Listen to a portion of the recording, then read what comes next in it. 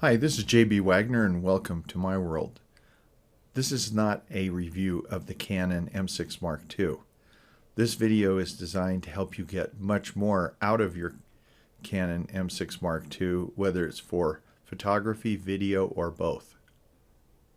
Step 1 in improving the M6 Mark II is to purchase and install the small rig cage designed specifically for the M6 Mark II. In my opinion, the small rig cage actually improves the ergonomics and handling of the M6 Mark II. It definitely makes the grip even better than the standard grip. One of the great features of the small rig cage is that the base is compatible with Acra Swiss tripod mount heads, so you don't need a base plate to mount it on a tripod. This is an awesome feature. The cage can be installed and removed very quickly. SmartRig provides a handy tool for fastening the cage into the camera. There's a very clever magnetic storage spot for the tool when you're not using it. Fortunately, it is very easy to remove either the battery or the memory card with the cage in place. With the cage installed, the camera is slightly larger, but still very compact and handles just great. The cage does not obstruct the camera's flash view, so you are free to use the removable viewfinder as you normally would. You also have full use of your flip-up screen in vlogging mode. In addition to all standard M mount lenses, I had no problem using my adapter for vintage 35mm film camera lenses. I am also able to use my Viltrox Canon EF to M adapter, and I'm sure the Canon adapter will work just fine as well. One of the most desirable adapters is the Viltrox Speed Booster, which some YouTubers and others writing reviews have said does not fit on the camera with the small rig cage installed. I purchased my small rig cage in January of 2023, and the Speed Booster works just fine. So they must have altered the design to accommodate the Speed Booster at some point. Some videos on YouTube show the owner actually grinding the cage down to make the Speed Booster fit. Clearly, that's not the case here, as it fits just fine. One of the biggest criticisms of the M6 Mark II is that when you're using the viewfinder, there's no place to mount a microphone because you've used the flash shoe. The flash shoe built into the cage takes care of that problem.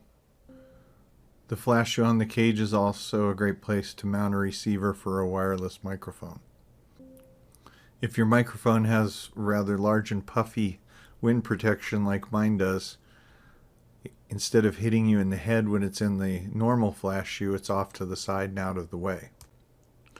These options work with both the optical viewfinder and with the vlogging screen tipped up. During my 50+ years as a photographer, my all-time favorite camera to shoot and to hold was a Hasselblad 500C with a 45-degree prism and what they call a flash grip, which is an unbelievably comfortable ergonomic handle. I've always wanted to replicate this feeling with modern digital cameras. Small Rig makes a variety of handles, some that you can screw in directly into the cage and others that use what is called a Nato rail. I prefer the Nato rail option in most instances.